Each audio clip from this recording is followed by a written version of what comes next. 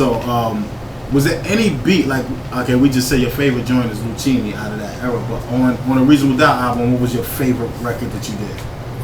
Me feeling it. Yeah. Okay. Because it was my song and Jay heard it. It was me and Swade from Camp Low, and I was working on my album at the time. And Jay heard it and was like, "Yo, you had to come up off that one." That was a good song. Yeah, I need that though. Yeah, well, that shit is hot. That shit is real hot. Yeah, I need that. That's crazy. So did you feel like a lot of competition being around Clark and then making that record and being around other producers? Like you felt a competition that you had to be like, you know what? I'm holding this whole shit down because you did most of that record. It's you. It was definitely friendly competition. It was fun. You know what I mean? It was Clark would make a record, I would get inspired. I would make something, he would probably get inspired. You never know with Clark. You know what I mean? Right. We would just go back to back. And Peter Panic came in, did the Regrets joint. Yeah. You know what I'm saying? He got inspired somewhere. And then Primo, he always. You don't know what inspires that guy. He just stays inspired. Yeah, that's just Primo. Exactly. All right, so shout out to my man Illa Coin. I promise I'll give him that shout. Coin? Yeah, shout to Coin. You know what I mean? He told me a story about the Dead President's record and said you was going to erase that beat. Yeah, it wasn't my favorite beat. When I did it, I was. What? I don't know. I saying something. Then I threw the Nas sample in, then I liked it. Then I heard the verse that Jay did, and I said, okay.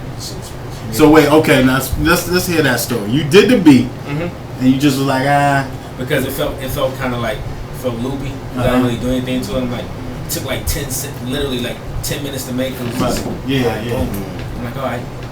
When I threw the Nas sample in, that's when I kind of was like, okay, I like this shit. Okay, so that was there before Jay did the verses. They didn't tell you to put that in. You already had that in there. Then you just worked around it. Yeah. Okay. All right. Cool. That's always good, man.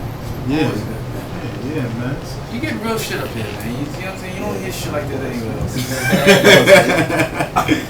So now we're moving up. You did the Streets is Watching joint, the next Jay record, right? Yeah. Streets is Watching, and what else you did on that album? Was something else you did? Yeah. God, Jesus Christ, I forgot about Who You With, nigga.